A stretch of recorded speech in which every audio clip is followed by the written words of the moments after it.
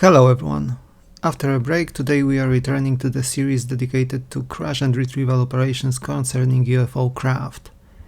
In this episode we are going to explore the Coyame UFO crash which happened in year 1974 in Mexico. The event allegedly happened in a small town called Coyame with just over 700 residents located in the Mexican state of Chihuahua on 25th of August 1974 and is sometimes referred to as Mexico Roswell, hinting at the importance of the purported UAP crash for the country. The difficulty with the case is its poor documentation, with one of the rare sources being the book titled Mexico's Roswell, written by Noe Torres and Ruben Uriarte, who tried to uncover the secrets of this mysterious event. It was also mentioned by the famous UFO researcher Leonard Stringfield in his reports on crash and retrieval operations. The event is said to have been a result of a mid-air collision between a small airplane and a disc-shaped UFO. At 22:07 hours local time, the American Air Defense have detected an unknown craft approaching the US airspace from the direction of the Gulf of Mexico.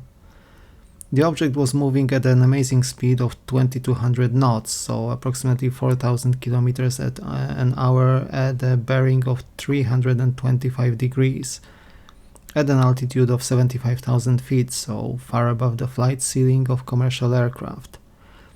As the station monitored the strange craft, it rapidly decelerated to approximately 1700 knots, changed its direction to one of 290 degrees and started descending slowly.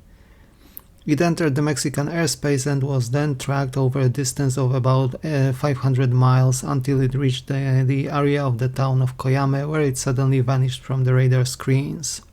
While flying over Mexico, the object dropped its altitude to 45,000 feet and eventually descended to 20,000 feet, in steps rather than in a gradual straight line, with individual levels of altitude maintained for more or less 5 minutes each.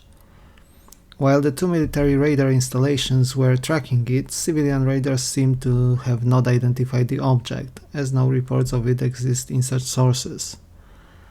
It was initially assumed that the object descended below the radar range. As the observations continued, the object did not reappear on the radar. 52 minutes later, civilian radio traffic indicated a civilian aircraft crashing in the area of the town. But since no missing aircraft departed from the El Paso International Airport in the US towards Mexico City, a trajectory which would correspond to the object sighted on the radar, these two were clearly different objects. What matched was their disappearance time. The next day, on 26th of August, Mexican authorities started the search for the missing plane. Around 10:35 hours, a wreckage of the missing plane was spotted from the air, and a few minutes later there was another radio report of a second craft, which was circular in shape and in one piece, although damaged. Another few minutes later, Mexican military enacted radio silence, which covered all the search efforts. Meanwhile, the intercepted communications were relayed to the CIA, with possible other US government agencies receiving the report as well. The CIA quickly formed a recovery team. The speed with which it was formed and equipped suggested that this was a practice sting or a procedure that was already performed before. Both countries also started contact at the highest level, with the USA requesting permission for its team to enter Mexican area as an assisting force, with the request being refused. Around noon, the American recovery team was at the ready at Fort Bliss. Several helicopters joined them from an unknown location, painted in sand color and lacking any markings, further accompanied by 3 other smaller craft. This entire rescue team apparently had no contact with the rest of the Fort Bliss staff while on the ground. Satellite imagery hinted that the object and the civilian aircraft were removed from the crash site at this point by a convoy and headed south, eventually coming to a stop in an uninhabited and desolate area. No radio contact between the Mexican recovery team and their headquarters was recorded. An overhead flight showed the convoy on the ground, with 2 human bodies lying on the ground next to the vehicles. This prompted the decision for the US recovery team to head south, but they still had to wait for extra equipment and 2 more people, eventually departing at 14:38 hours. After entering the Mexican airspace, the team arrived at the convoy site at 16:53 hours. It turned out that all the convoy personnel were dead, most inside the vehicles. The US team went down to the ground and went to action, dressed in biohazard suits and refixed the object to a Sea Stallion aircraft, which then departed at 17:14 hours and headed towards the US territory.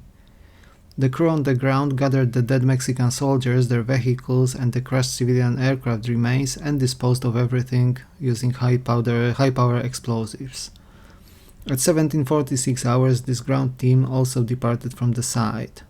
The two parts of the recovery team reconvened at an entry point to the US airspace and went on to Davis Mountains, where they waited until 2:25 am the next morning, when they resumed the flight and met a small convoy along the road between Van Horn and Kent, where the disc craft was transferred onto a sizable truck, joined by a part of the recovery team.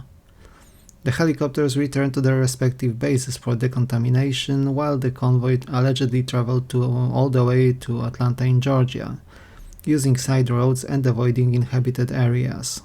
This is where the more definite report ends and speculation begins. The disk object could have been transferred to the infamous Wright-Patterson Air Force Base in Ohio. Another mention has been transferred to a different military base. The best available description of the craft says it was a disk, 16 feet or just over 5 meters wide in diameter, similarly convex at the top and at the bottom, without visible points of entry or windows. The craft was 5 feet or 1.5 meters tall, it had no visible lights or means of propulsion, was metallic grey in color and had no markings. There were 2 impact dents left in the outer surface of the object, but neither of the dents penetrated into the craft's interior. This damage would have been caused by an impact at nearly 2,000 miles an hour, which was in agreement with the complete destruction of the civilian craft found at the site.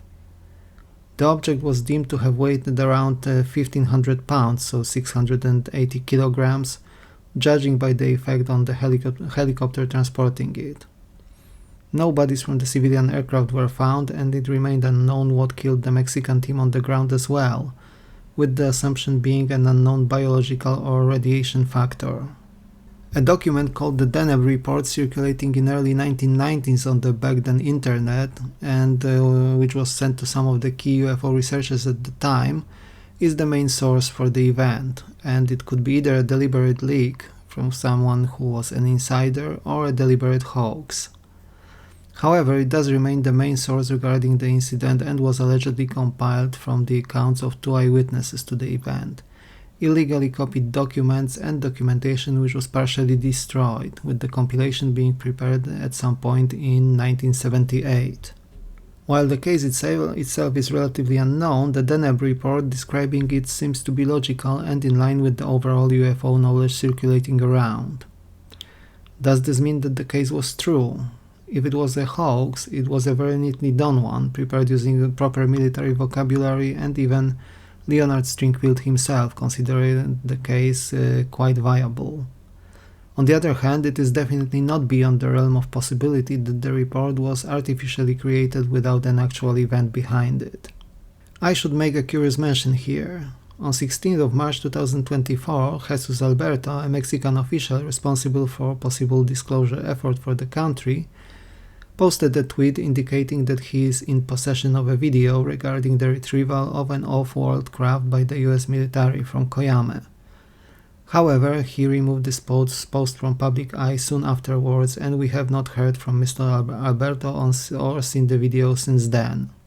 What do you think of the Coyame case, dear viewers? Let me know in the comment section down below. The next video will very likely be dedicated to the upcoming UFO documentary titled The Age of Disclosure, as the next weekend is going to see its premiere, with the movie itself apparently becoming available for the wider public on the 14th of March. I will keep you updated about it. In the meantime, thank you for watching, like and subscribe if you enjoyed the content, and I will see you soon in another video.